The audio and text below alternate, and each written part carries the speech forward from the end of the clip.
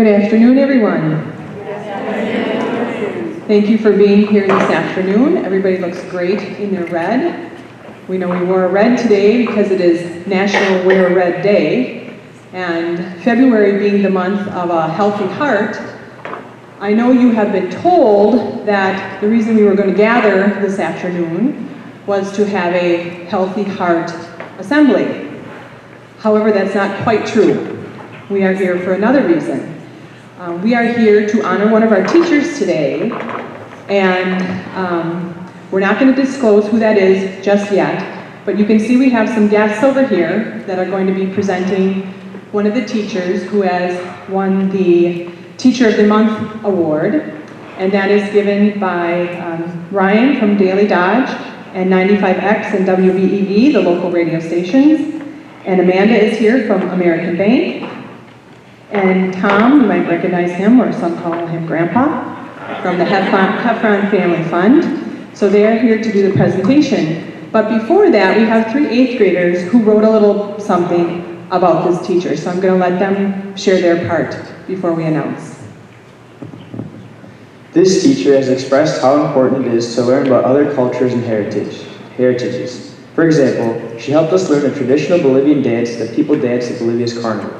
When we learn about heritages and cultures, she always makes it fun. She always has hands-on activities and other projects that we all enjoy working on. Occasionally, when we do something really well, she brings in tamales and we all have a fiesta.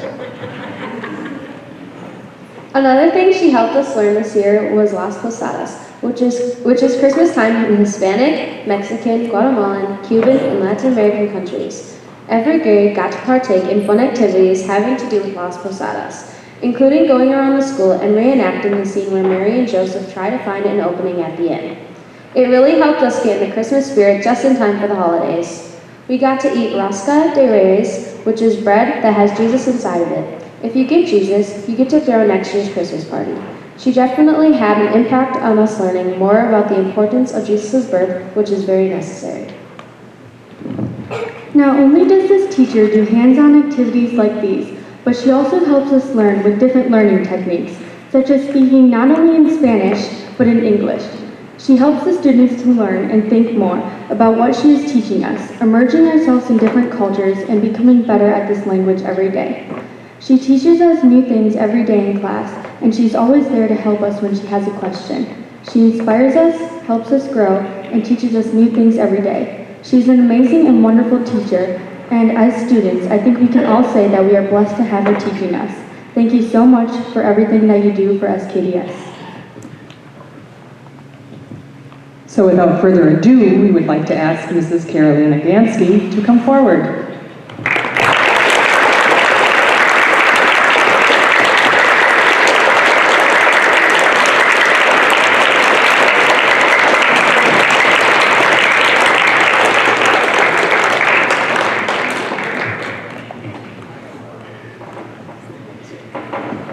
Are you surprised? Yeah. A little bit? Okay. I'm going to read part of a letter that we got in from Jamie Jacobs. And it says, "You won't find a harder working teacher than Mrs. Ganske. She's only supposed to be here 50% of the time, but she's here every day from at least 7:30 till 5 at a minimum. She is the St. Catherine Drexel Spanish teacher and doesn't get much of a budget, yet she always does creative activities with all of her students so that they're excited to learn as they get older. Without her, the students wouldn't learn half as much Spanish as they do, and they definitely wouldn't place in the higher level Spanish classes at the high school like they do. Mrs. Ganske is such an asset to the families, the school, and the community as a whole. When she isn't teaching, she's either planning or translating for the Hispanic families at school and church. She has gone above and beyond by donating her time to translate every form that goes home in Spanish so that all the families feel included. This has never happened before. She asked to do it. She has made these families feel so much more involved with their children's education. She deserves so much more recognition than she gets, so I truly hope you consider her for this award to remind her of how much we appreciate it." So congratulations. So on behalf of Tom and Amanda from the Heffron Family Fund, part of the Beaver Dam Area Community Foundation, and Amanda Morris from American Bank, we have a check for you to spend however you want in your classroom for tamales, for for $300. So congratulations. Hello. First, I can't talk.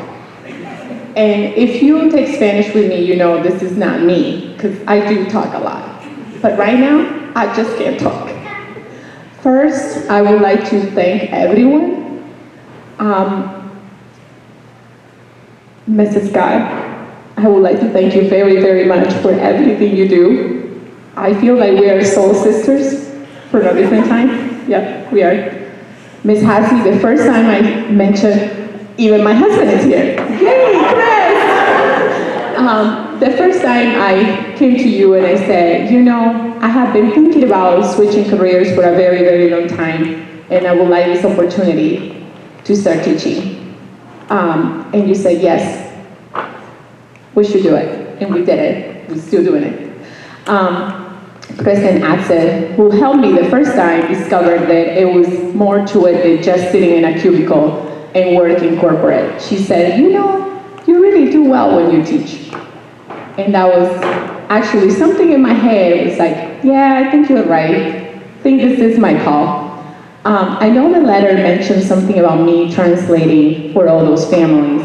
And the reason what I do translations is because the person, that family was me once. Not being able to communicate, it was very heartbreaking. So to me, it just comes so naturally that I would like them to feel welcome in society. It's something so simple like a document in your native language. It could make a big difference. And my husband knows about this because he used to be my translator.